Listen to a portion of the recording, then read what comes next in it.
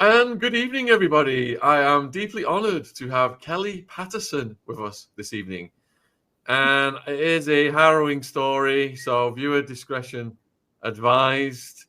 And we've got Kelly's links in the description box for her book. We've got the USA Amazon link, we've got the UK Amazon link, we've also got the Treasured Lives website because she's doing fantastic work.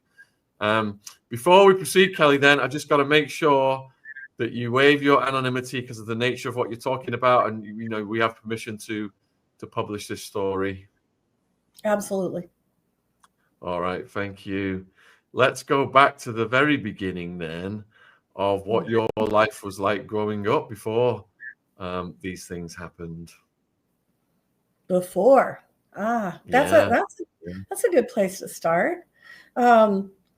I don't remember a lot before, but so I have little inklings of memories that are not good, even in diapers, and definitely very specific ones at age 4 is when the grooming began. So, but I could tell you that I come from an unusual situation, but it's not. It's actually really common. It's just not talked about. I come from a normal family, middle income, normal as we can be. I mean, at that time, Dad was a drinker. Mom played in a bar band. They were gone a lot, and I was even really young. I was left home to watch my brother and sister quite a bit. But middle age or middle income, young parents, small communities in the United States, very small, some of them. Dad worked for the government, so we moved a lot. So that's kind of that part of it. And so when you come out of that setup, people don't expect you to say you were elite trafficked. Do you recall, or were you ever told the story of how your parents met? They actually grew up in the same community together. They are a background of they call them Germans from Russia, but they're actually German Ukrainian, and with a bit of Jew in them.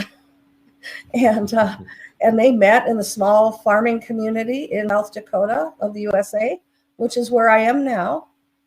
So they knew each other growing up. And both families fled from Russia. Actually, my grandmother came straight to them. So normal. Okay, and how many siblings did you say? 2, both younger, a brother and a sister. I'm very proud of them. I prayed into this world. How did that feel to have 2 younger siblings? Was the sibling rivalry, or were you more protective? Protective, very protective. That was really used against me. It worked really well to buy silence. What's your earliest memory? Your earliest memories? So earliest was being groomed at age 4, with the exception of something wrong in a diaper memory.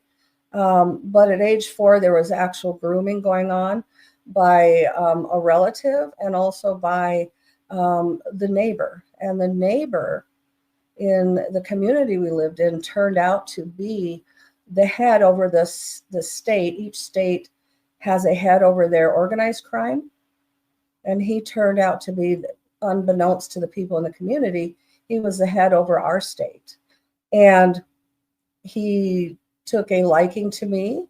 And with my parents gone so much, that was like flattering.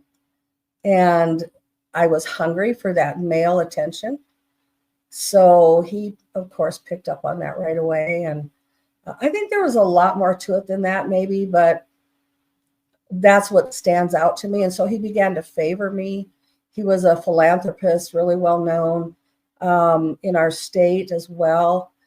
He hung out with, presidential candidates and so on. I mean, he was a bigwig.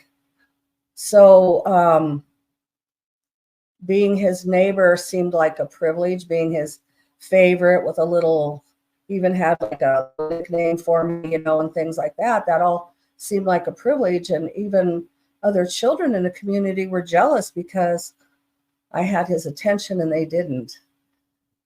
But of course, that turned out to be a really, really bad thing. And how long did that go on for with him? So we lived next door to him from when I was 1 year old until I was 5.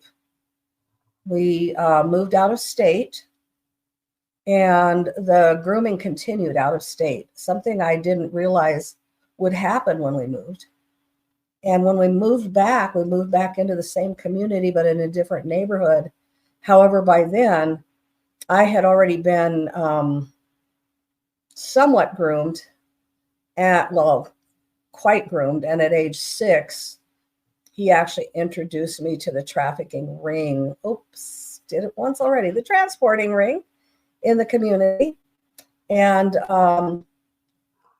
at age 6, that was a very terrifying experience. When you are sat on the laps of men that are adults and you are 6 years old and you're passed around, and then they put into place right then and there what I say are basically the pillars that would silence me. And that was, number one, they picked out one of my siblings, my sister, and said her name and said, if you don't show up at this building when we give you the signal, we'll come get your sister. Then they said, they used something, again, small community, so they knew our family. In fact, really good friends to my parents. And my parents had no clue. Nobody in the community had a clue, except those that were involved. And he said, you have a propane tank in your backyard. If you don't show up when you're supposed to, we'll just blow up that propane tank and destroy your neighborhood. And that, of course, immediately terrified me because, and I like to throw in stupid humor to lift the tension. And this is actually true. My brother was a little pyro. He was little, but he was a pyromaniac. And he decided trying to throw lit matches into the propane tank was a great idea. Trying to throw matches into our car. And yes, it was very much fear-based compliance. That was a real thing. My parents had a big talk with us that this could blow up everybody. So see, I'd had the talk, and so for them to use a viable threat, that bought my silence as well. The protectiveness, then that, and the shame of being in that group of adults in the condition I was in. And so there's 3 things. And the 4th thing they used then was to blame. And the way they did that was so sinister. There's certain words you don't know when you're 6 years old. You don't know what they mean. And I believe I can say this word. In fact, I'm sure I can. But they said, besides everything, we can't help ourselves. You're too sexy. I didn't even know what that word meant. I'm 6. What does that even mean? Well, what my little ears heard is, this is my fault. This is my fault. I mean, I had a judge in the room, people that I was already taught to respect. So yeah, we have the victim blaming. So those 4 pillars work really well. I never told a soul.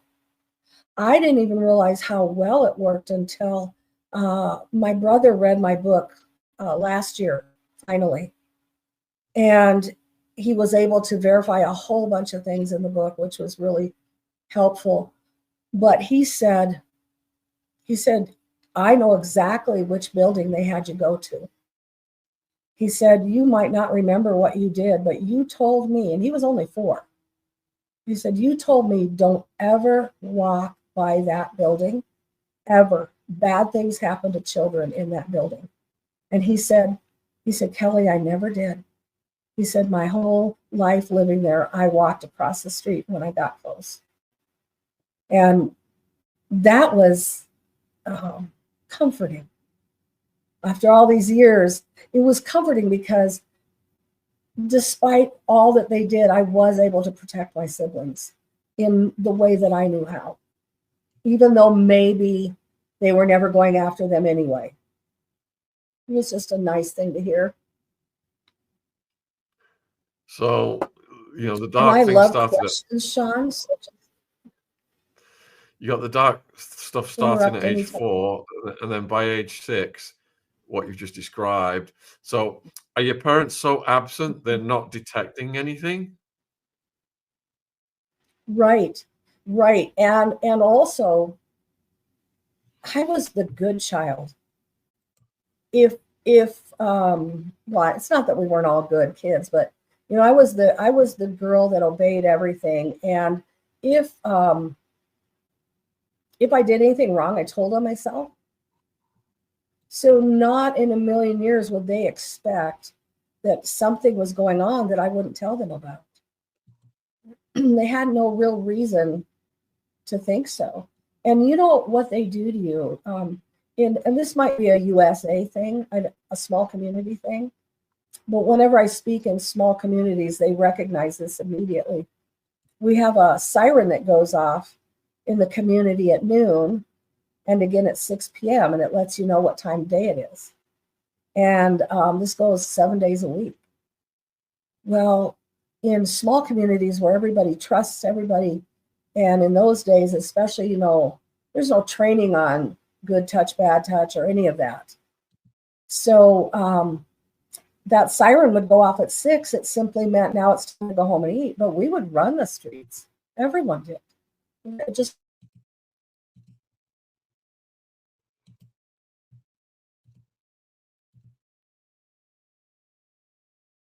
Oh, you're still there? I think it's your internet's froze.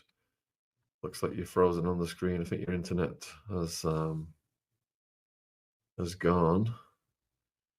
Viewers, have you frozen? Is Kelly frozen on your screen, viewers? Let me know in the chat. we're back. Oh, we're back. We're back.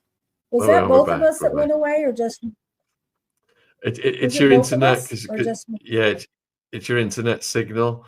I wonder if my? is there any way? Okay. Yeah, yeah. Here is have you got any other apps open on your device that you can close? You just got more internet strength. I What may. what I do? may. Let me look. Yes, if there's any other windows you can close, let's do I'll that. definitely. I'll close them. I'll It's all close right. any window I can find. Take your time. We're fine. We're fine. You're doing great, and we'll get you a better signal.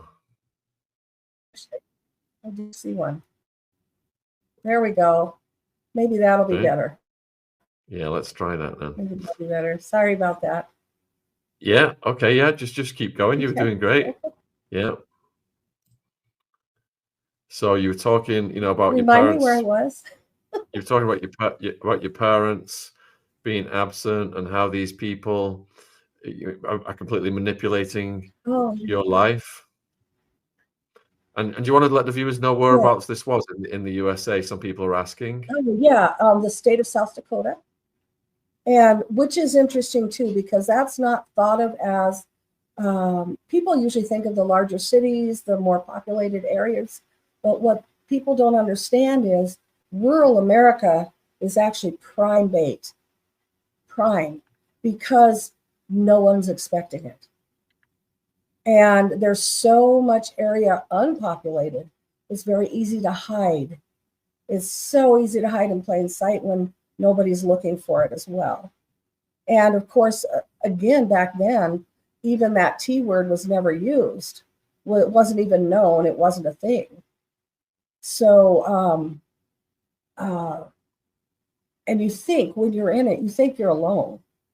I knew these other children were coming to that school, or that it was a building, but they called it schooling. this building was right across the street from our school. And most days I'd be out playing with friends. I cannot tell you because the mind doesn't remember specifics a lot of times, such as how often did I go there a week or a month. I have no idea. When it's elite, they cannot leave a mark on you. So there can't be anything external showing. It would expose what they're trying to do. Elite transporters are extremely patient. And I have heard that said by someone else, and I was pleased to see that someone else is understanding that as well, because that just tells me that if you are in it, you get it. And the patience, so to speak, is that they're waiting for you to hit an age where you age out of your home. When you age out of your home, then they know they have you 24/7. But the other thing is, they also know they are grooming a product from very young, which means they are going to have someone who is incredibly, you have such a nice audience. They're just wonderful. I can briefly catch some of what they're saying. In that grooming process, when they can't leave a mark, that waits until a certain age. There becomes an age where they know you will cover for them. And so I'll give you an example. We moved to another community when I was between, and I'm trying to remember what age this would be. I think it's 8 or 9, between 2nd and 3rd grade. And we moved to another community. So I thought this stuff would be over. But instead, I mean, I was only there, I don't know how many days before they contacted me in that community.